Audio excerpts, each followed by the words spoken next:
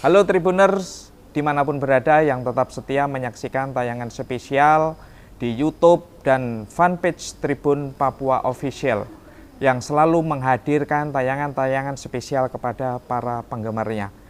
Hari ini saya Khairuman tidak sendirian, kami akan berbincang secara mendalam dan secara eksklusif dengan Bupati Jayapura Bapak Matius Awetau yang genap 10 tahun, yang sebentar lagi juga akan mengakhiri masa tugasnya memimpin Kabupaten Jayapura. Saat ini telah hadir saya bersama orang nomor 1 di Kabupaten Jayapura yang akan berbincang mendalam kesan, pesan, sekaligus keberhasilan selama memimpin Kabupaten Jayapura. Pak Bupati, gimana kabarnya? Kabar baik. Terima kasih. Sehat. Puji Tuhan, Bapak. Terima kasih, Pak, atas waktunya. Terima kasih. Yang sudah menyempatkan di sela-sela yang sangat padat di penghujung masa tugas Bapak. Pak Bupati, tidak terasa sudah 10 tahun menjabat Bupati Jayapura. Apa kesan-kesan Bapak selama memimpin Kabupaten Jayapura ini? Ya, hari ini tanggal 11 Desember, tepat 10 tahun ya. Karena besok serah terima untuk jabatan Bupati. Jadi saya sebenarnya dari awal ya, saya di LSM ya, 27 tahun. Saya sangat mencintai pekerjaan itu. Dan tidak suka ada di pemerintahan, tidak suka berpolitik. Ya. Waktu selesai kuliah langsung di situ. Jadi LSM yes, itu ya? di LSM itu. Tetapi berapa tahun terakhir di LSM itu membantu pemerintah Kabupaten Jayapura, kerjasama dengan pemerintah Kabupaten Jayapura untuk membantu perencanaan pemerintah kampung. Jadi perencanaan partisipatif, dan kita coba membantu memfasilitasi. Dari sanalah masyarakat melihat, masyarakat mengenal, dan kita juga bicara hak-hak mereka, masyarakat adat, bagaimana dia akomodir dalam perencanaan itu. Jadi dari sana masyarakat tahu ini bisa untuk ke depan, dan mereka senang. Dengan perencanaan itu kan nanti akan menjadi kebijakan daerah nanti itu perencanaan. Tapi dalam perjalanannya Pak Bupati Jayapura sebelumnya, periode berikutnya itu dia mengambil teman saya di LSM itu Ya? yang menjadi pimpinan waktu itu, Pak Sadrak Wamebu, untuk mendampingi. Nah, saya melihat itu satu terobosan yang bagus, terobosan untuk bagaimana apa yang kita kerjakan ini ternyata memang pemerintah butuhkan itu. Nah, periode berikut dia selesai, dan masyarakat minta untuk kalau bisa saya maju lagi untuk jadi gubernur, bupati. Termasuk juga wakil juga maju, dan banyak sekali, ada 7 pasangan. Dan saya kampanye tentang itu. Jadi karena masyarakat yang mendorong untuk hal-hal itu, saya coba kampanye. Tapi sebelumnya tahun 2005, kami pernah juga mendorong satu perda tentang pemerintahan asli, tapi mulai dari kampung. Nah, itu masyarakat adat sangat antusias mengantarkan ke Pemda, tapi itu ditolak. Mereka terima, tetapi tidak pernah dibahas. Tidak pernah dibahas ya? Okay. Dan ada kata-kata yang mungkin kurang etis juga, dan seterusnya. Akhirnya masyarakat bilang apa harus maju lah. Jadi bagaimana bisa mewujudkan itu? Itu sebenarnya yang mendorong untuk masuk, dan saya konsisten untuk pakai itu untuk kebijakan daerah selama 10 tahun. Bagaimana hak-hak masyarakat adat itu bisa diperjuangkan dan bisa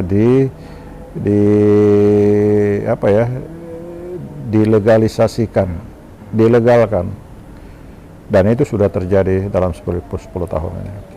Berarti dari kegiatan-kegiatan seperti itu yang mengilhami Bapak untuk akhirnya terjun ke dunia politik dan mengikuti pilkada. Ya. Setelah pilkada sudah jadi bupati dulu, baru diminta oleh partai untuk jadi ketua partai di sini. Dari yang ternyata menarik juga semuanya. Seni Pak ya. Setelah dijalani ternyata menarik. Ternyata memang perlu juga harus masuk dalam dunia seperti itu. Oke, untuk memperjuangkan masyarakat ya. Oke. Berarti tidak cukup hanya sebagai penonton atau sebagai pengamat saja kira-kira. Ya, memang kita harus masuk. Karena itu kemarin waktu kongres itu masyarakat dari berbagai daerah dari seluruh Indonesia, mereka bilang, wah, bupati kalian punya bupati ini hebat, bisa dekat dengan masyarakat adat. Memang saya ini memang dari sana gitu. Iya betul. Jadi basisnya di situ. Iya, kalau tidak bisa, kalau hanya dari luar, kenapa bisa ada perubahan ya? Harus sebagai pemain langsung Pak ya. Ya. Oke. Kita harus masuk di dalam sistem itu. Dalam sistem untuk itu, melakukan sebuah perubahan ya. Oke. Pak Bupati, selama 10 tahun memimpin Kabupaten Jayapura, capaian apa yang sangat berkesan di Bapak? Ya, saya memang karena visi saya untuk memperjuangkan hal-hal itu, saya tidak pernah berpikir untuk masalah-masalah fisik. Ya, nanti mungkin orang lain yang nanti ngurus lah. Saya ingin untuk bagaimana hak-hak masyarakat adat ini, hak-hak orang asli Papua di atas tanahnya sendiri, hutannya, harus ada kepastian hukum. Nah, kepastian hukum ini hanya ada di Undang-Undang Otsus.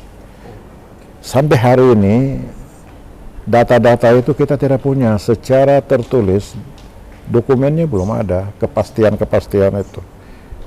Ini siapa punya hutan, ini tanah ini siapa punya, dari mana ke mana, berapa luasnya, dan itu harus dipastikan melalui geospasial, dan itu harus diajarkan juga kepada masyarakat adat itu, karena mereka akan melakukan pemetaan itu. Dan mereka harus sepakat dalam satu musyawarah bahwa dari sini ke sini ini punya, dan seterusnya. Dan mereka setuju dan mereka bikin berita acara, baru diajukan kepada pemerintah. Tetapi kita ada punya tim gugus tugas untuk mendampingi dan mengorganisir itu. Nah, saya pikir itu sudah mendapat pengakuan dari negara secara tertulis, baik kodifikasi 14 kampung adat, maupun puluhan ribu hektar hutan-hutan adat dan tanah hak ulayat masyarakat adat kita sudah petakan, dan itu diakui oleh negara karena itu perintah Undang-Undang Otsus, dan itu membanggakan untuk. Dan ini satu-satunya di Indonesia Pak ya? Dan ini satu-satunya di Indonesia dan mendapat pengakuan negara dari berbagai aspek itu, dan itu perintah Undang-Undang Otsus. Jadi perintahnya kepada Bupati Wali Kota segera melakukan kepastian hak ini untuk ruang hidup dan ruang kelola oleh masyarakat adat, terus buat perda, dan juga dorong untuk harus ada perdasus atau perdasi di tingkat provinsi. Dan itu kita sudah lakukan. Dan ini sudah berhasil ya? Bagi saya ini dasar untuk hak pengakuan ini, dan ini dalam luarnya saja masyarakat hukum adat, tetapi kita harus turunkan lagi ke bawah, kampung dan marga itu harus dipetakan, dan ini pekerjaan besar. Kabupaten Jayapura ini hampir 15.000 kilometer persegi ya, dan itu sangat luas, dan ini kerja berat. Dan ini juga dari kebijakan anggaran itu belum ada untuk melakukan ini. Ya. Padahal kebijakan anggarannya itu pendidikan 30%, kesehatan sekian persen, mandatory budget itu. Terus ekonomi sekian persen. Tetapi yang ini, hal yang mendasar ini, justru Undang-Undang Otsus hadir ini untuk kepastian itu. Tetapi dalam kebijakan anggaran di dalam Otsus tidak kasih porsi yang penting begitu. Ya, di Kabupaten Jayapura ini kita mengalami kesulitan di situ. Tapi sekarang sudah skemanya sudah berubah bahwa sebagiannya itu langsung kasih ke kabupaten kota, bukan di provinsi. Oke, oke. Nah itu bisa menolong. Nah tinggal tergantung dari kepala daerah, bupati, wali kota bagaimana melihat Untuk melakukan itu tadi. hal-hal ini. So, pendidikan kesehatan oke, tetapi kan ini hal yang mendasar ini kan penting. Belum tersentuh ya Pak ya. Belum, ya. Nah, kalau menurut Pak Bupati sendiri, khusus di Kabupaten Jayapura, kira-kira perlu waktu berapa lama sih untuk melakukan pemetaan seperti yang Pak Bupati? Kalau sebenarnya dari segi anggaran tersedia, itu sebenarnya tidak terlalu lama. Jadi, bisa 5 tahun atau 3 tahun bisa tuntas. Karena ini kan sudah punya buku menjadi pegangan, itu sudah ada. Dari pengalaman di Jayapura kita sudah buat dalam bentuk buku. Untuk praktek itu bagaimana dilakukan. Ada 6 buku dan itu bisa dipakai untuk acuan untuk. Tetapi saya pikir yang intinya adalah pengalaman ini sudah ada, kemudian model pelatihannya terhadap masyarakat itu sudah harus contohnya sudah diorganisir. Kemudian berapa lama ini berlangsung dan ini harus banyak orang yang terlibat. Anak-anak muda dari kampung ini harus dilatih, dipersiapkan sehingga mereka bisa melakukan sendiri, dan secara paralel di setiap tempat itu harus, dan itu perlu biaya besar operasional mereka, berapa lama dikontrak untuk mengerjakan ini dan segala macam ya, dan harus ada wadah tim wadah kajian, itu juga sudah ada perintah dari Undang-Undang Otsus, juga ada perintah dari Permendagri itu untuk melakukan itu. Kadang mengenai kampung adat ada Permendagri, Betul. mengenai pemetaan hak wilayah dan hutan dan segala macam itu ada pengelolaan hutan, itu ada perdasus yang sudah ditetapkan tahun 2008 sebenarnya. Oh, itu bisa sudah dipakai. lama. Oke. Jadi regulasi sudah ada, tinggal hanya bagaimana kita Punya keinginan ya. Dan desain programnya harus dibuat, dan mungkin contoh di sini bisa dipakai meskipun ini tidak terlalu sempurna Amat ya. tapi bisa Iya, menjadi acuan juga toh. Kan terbukti dari beberapa daerah masyarakat adat belajar ke Kabupaten Jayapura kan Pak, gitu. Ya, artinya keberhasilan ini kan bisa menjadi contoh gitu. Bisa dari Papua Barat, dari Papua, banyak yang ke sini. Lah makanya itu. Untuk melihat, padahal di sini belum sempurna juga, masih perlu dikembangkan lagi, dimantapkan lagi. Betul. Dan di Kabupaten Jayapura memang apa yang sudah kita kerjakan ini itu perlu dilanjutkan lagi, dimantapkan, diselesaikan lagi. Ada beberapa ya harus selesai, terutama ke tingkat yang bawah itu. Oke. Pak Bupati, selain kesuksesan terkait pengakuan dan mendorong masyarakat adat, selama 10 tahun Kabupaten Jayapura juga dikenal sangat aman, kondusif, bahkan hubungan baik antara eksekutif dan legislatif sangat terjalin. Strategi apa sih Pak sebenarnya yang dilakukan oleh Pak Bupati dalam melakukan ini semua ini? Ya, pertama saya tidak pernah intervensi apapun.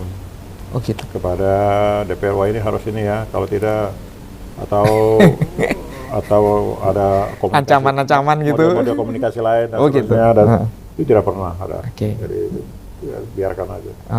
Tetapi saya biasa ajak mereka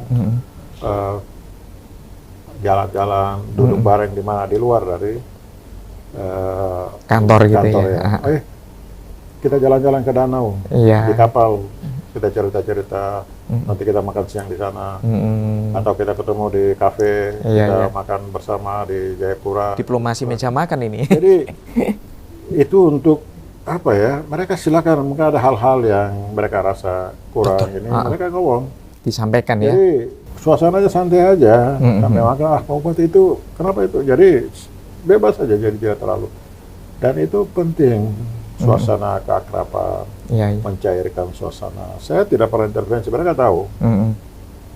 Mereka biasa telepon juga, Pak ini staf begini. Ini kami ada tunggu ini, tidak ada yang datang. Bisa kayak begitu. Atau dulu, karena ini kan pimpinan DPR-nya kan selalu dari Nasdem, saya juga ketua partai. Komandannya Nasdem. Kalau ada yang ini, biasanya teman-teman di anggota DPR langsung telepon, Pak ini ketua DPR Ini kita mau ini, tapi Tidak ada. Dia saya langsung, oke, ketua DPR di mana? Jadi kayak begitu bebas, tidak ada hambatan. Jadi saya tidak punya intervensi apapun atau hal-hal apapun. Oh gitu ya. Saya tahu bahwa mekanisme harus jalan dan kita butuh DPR untuk kontrol. Betul. Yang jadi saya sendiri tidak bisa kontrol banyak staf di situ. Kita butuh DPR untuk kalau ada hal-hal yang mereka kontrol, mereka kritisi itu bagus. Saya juga bisa, ada hal yang saya tidak tahu ya. Jadi itu juga membantu. Dan bagus, tidak pernah ada masalah tepat waktu proses sidang. Yang semua bisa diatur baik. Ya, itu bagus, saya juga menyampaikan terima kasih. Yang penting kita tidak punya agenda-agenda yang mengganggu sistem. Itu penting. Semua disampaikan apa adanya Pak ya, tulus gitu.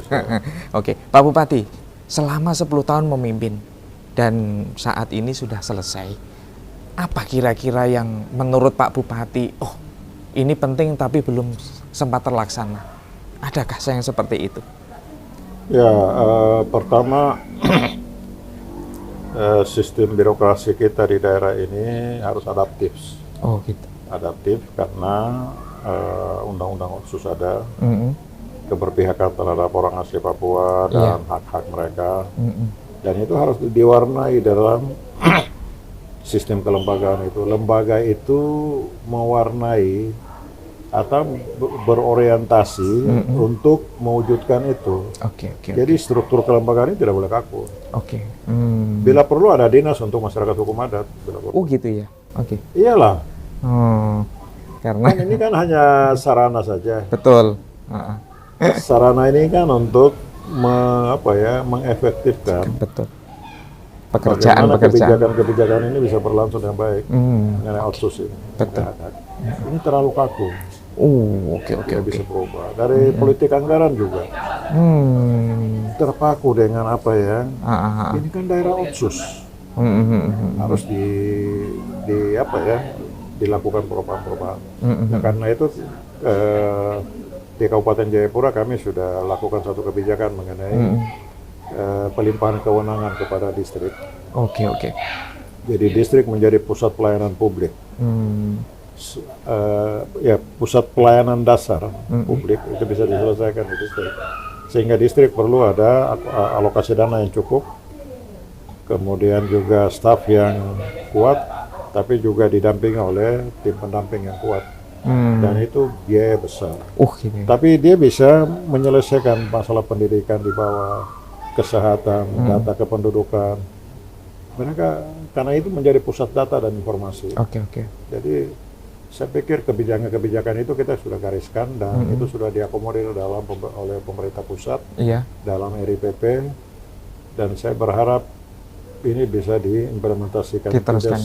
Tidak hanya memberi harapan semu, betul. Tetapi implementasinya harus benar-benar ya. Karena daerah kita ini kan terpencar. Betul.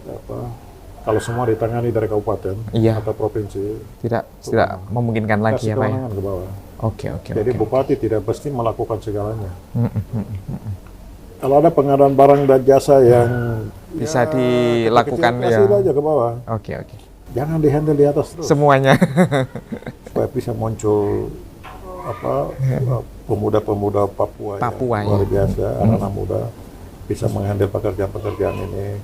Dan dia belajar membangun daerahnya.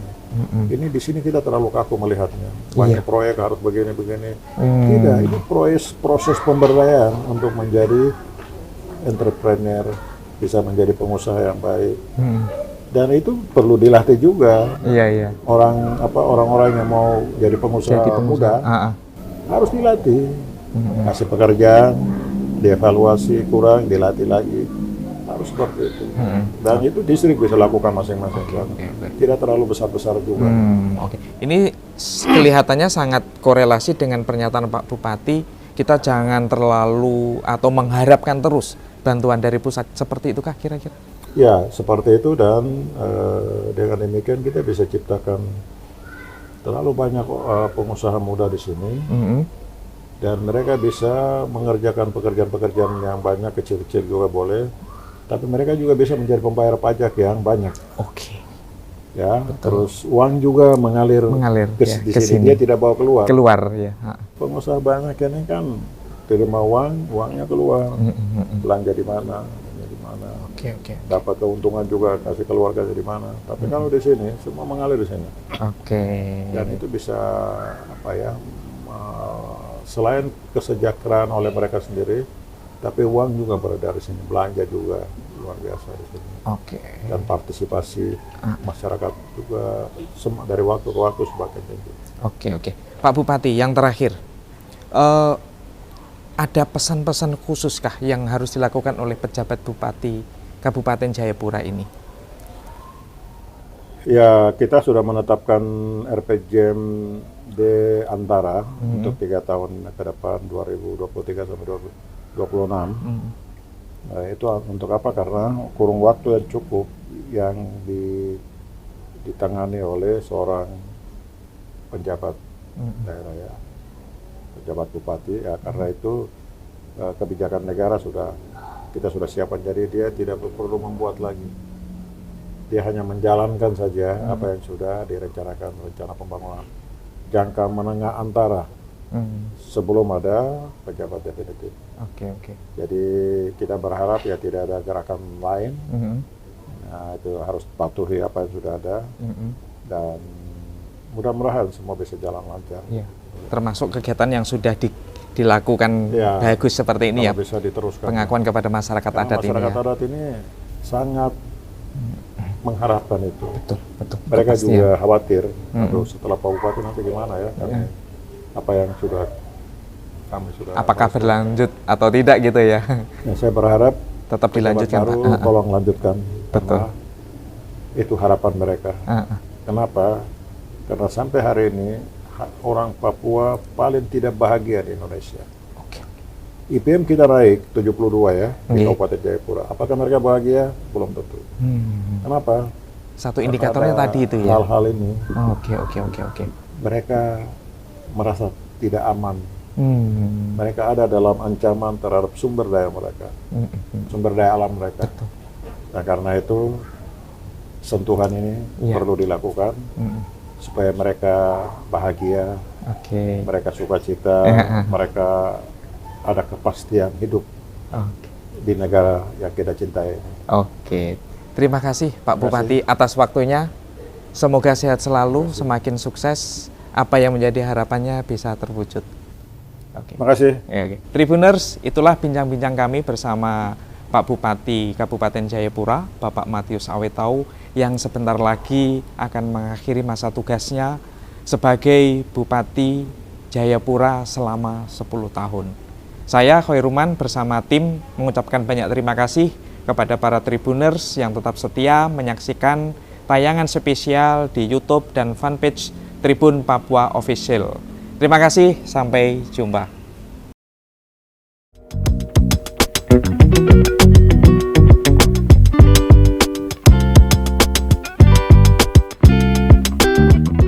Saya melihat konsistensi Pak Matius Awetau yang luar biasa dalam RPJMD pertama, itu RPJMD 2013-17. Itu konsistennya masih ke masyarakat adat menjadi prioritas. Kemudian masuk lagi ke RPJMD kedua 2017-2022 masih juga testing point ke masyarakat adat ya. Jadi dua RPJMD berturut-turut memberikan penekanan kepada masyarakat adat dan itu konsistensi beliau yang berjalan sampai masa akhir. Beliau memimpin dan ini hal yang sangat positif. Walaupun di media sosial kita melihat banyak orang mengkritik, protes, tetapi beliau tetap konsisten dengan apa yang beliau kampanyekan. Dan itu yang terjadi di dua periode masa kepemimpinan, 5 tahun pertama dan 2 tahun kedua. Semangat dari Bapak Bupati pertama untuk bagaimana mengangkat harkat martabat masyarakat orang asli Papua khususnya di Kabupaten Jayapura itu menjadi prioritas dan saya lihat juga motivasi utama beliau untuk melakukan itu. Nah, karena itu yang tadi kita bahas soal Kabupaten Layak Anak, itu bagian yang sedang diusung, didorong untuk bagaimana supaya masyarakat adat di Kabupaten Jayapura ini mengalami perubahan-perubahan. Nah, ini yang saya lihat di kepemimpinan Pak Bupati. Oleh karena itu, memang secara fisik kita tidak kelihatan, tetapi apa yang sudah dikerjakan oleh beliau selama memimpin 10 tahun ini, saya pikir sudah menyiapkan sebuah landasan untuk kemudian akan dikerjakan, dilanjutkan di kepemimpinan berikut. Yang pertama adalah prioritas orang asli Papua di Kabupaten Jayapura itu menjadi utama. Mengapa? Karena mereka harus menjadi utama dalam menyusun perencanaan pembangunan di Kabupaten Jayapura. Kalau masyarakat masyarakat secara keseluruhan yang ada di kota, kita tidak mengurus pun, mereka akan menyesuaikan diri dengan pola pembangunan yang berkembang. Kita hanya menyediakan ruang saja untuk kemudian mereka berkembang. Tetapi kalau khusus untuk masyarakat asli, ini harus diberdayakan terlebih khusus, ini harus dilakukan pendampingan. Pendampingan ini menjadi kata kunci, karena semua hal untuk mengalami perubahan itu harus didampingi sampai mengalami perubahan yang cukup signifikan, dan itu menjadi sebuah perubahan baru. Harus diinternalisasi dulu, lalu kemudian dilepas. Itu nanti dia akan bisa berjalan. Tetapi kalau hanya sekedar program kita kasih bantuan ini, itu tidak akan merubah. Kita tidak akan merubah. Ya, kata kuncinya adalah pendampingan. Sampai mereka bisa mandiri dan kemudian dia bisa melakukan kebutuhan itu menjadi kebiasaan hidup dia. Baru kita bisa lepas. Kalau itu sudah bisa terjadi, saya pikir Kabupaten Jayapura untuk 10-20 tahun akan datang, dia akan mengalami perubahan yang signifikan dan luar biasa. Khusus untuk kita, yang pertama, sistem pemerintahan elektronik kita, SPB kita saat ini di posisi 1,47. Kemudian pemerataan infrastruktur tadi. Ini capaian-capaian yang sudah telah dikerjakan ya Pak ya? Kemudian master plan yang beliau juga ikut dorong, pembangunan command center, dari kebijakan beliau tentang distrik membangun distrik, kami juga membangun lab komputer di wilayah distrik Nimboran. Nimboran ya Pak? Kemudian bagaimana beliau mau semua kerja-kerja harus kolaborasi, itu yang bagi saya beliau adalah sosok Bapak yang luar biasa. Dan juga beliau mewujudkan otonomi khusus untuk di kalangan ASN. Pimpinan OPD saat ini hampir 80% adalah anak asli Jayapura. Menurunkan poin-poin khusus dengan kampung adat. Dan itu bagi saya sesuatu yang luar biasa. Dan kita ada dari sini, kita juga dorong ada 14 kampung adat, itu sudah punya website kampung adat yang juga nanti didorong dengan teman-teman komunitas ini. Dan beliau punya kepedulian terhadap anak-anak muda kreatif saat ini. Dengan fashion IT yang begitu saat ini, beliau luar biasa di situ. Langsung di tempat kediaman. Langsung yang di tempat itu kediaman yang di atas. Ya, biasa dipanggil. Ditelepon dulu. Sama ini Pak yang ajudan nanti baru kita naik ke sana. Kemungkinan saya mungkin kurang lebih 2 tahun mungkin ya 2 atau 3 ya, kurang lebih di situ. Oh ya kita namanya kita bahasanya orang kecil ya, orang bawah ya, cukup rambutnya orang pejabat ya, kita juga senang gitu kita selalu siap melayani. Memang bahasanya bisa dikatakan bapak kita di kabupaten di sini itu biasa senang pendek kalau bapak itu, senang yang syukuran tipis lah kalau bapak itu. Kurang lebih 1 bulan, kurang lebih tergantung, tapi kalau ada acara bisa tidak sampai kan kadang tergantung ada kegiatan. Tapi kalau ada kegiatan yang penting sekali, bapak mungkin bisa sampai 1 bulan. Waktu yang mungkin berapa hari yang lalu, yang pulang dari mungkin ada kegiatan mungkin dari Jakarta atau dari mana. Nah, bapak itu mungkin berapa hari yang lalu saya ditelepon, pas lagi yang telepon ajudan pas lagi di bandara, bapak sudah mau tiba, saya standby di kediaman langsung di situ. Tidak, biasa, sudah terbiasa dari dulu toh. Sudah terbiasa langsung di kediaman karena di sana sudah ada disiapin cerminnya di sana toh. Kita tinggal bawa alat cukur saja. Jadi, tapi kalau untuk cermin sudah siap di sana, ya. Sama kayak cukur di sini, enak. Cerminnya besar. Biasa saja, sederhana toh. Ya. Tapi kalau Bapak memang tidak terlalu banyak cerita-cerita banyak ngomong toh. Itu kebawaan orang karakter beda-beda Mas toh. Ada yang senang ya janda, tapi kalau Bapak biasa standar gitu. Paling cerita yang penting-penting saja. Harapan kita kalau memang juga Bapak umpamanya ada rencana maju ke depan, mudah-mudahan bisa lebih terbaik. Yang kemarin di kabupaten kita di sini sudah baik, tapi mudah-mudahan ke depan bisa terbaik lagi, bisa memajukan Papua untuk ke depan. Harapan kita itu, karena kalau Papua maju, tentram, aman, damai, kita juga senang ada di sini. Ya syukur untuk keamanan kalau bagi saya sudah lebih baik dibandingkan awal-awal sebelumnya. Ini sudah dari 94 saya ada di sini ya. Ini saya punya kakak yang ini, yang buka usahanya ini. Ya mungkin ada ya 10 tahun mungkin lewat. Ya. Ya harapannya ya selama saya kerja di sini ya lumayan bagus lah. Nah, saya kan sudah 5 tahunan ini kan kerja di sini. Ya saya kira cukup bagus lah untuk pembangunan apa ini. Jika kedepannya ya supaya bisa lebih maju lagi, lebih membangun Papua lagi lebih baik yang diinginkan masyarakat Papua semua gitu saja. Terima kasih sudah nonton. Jangan lupa like, subscribe, dan share ya.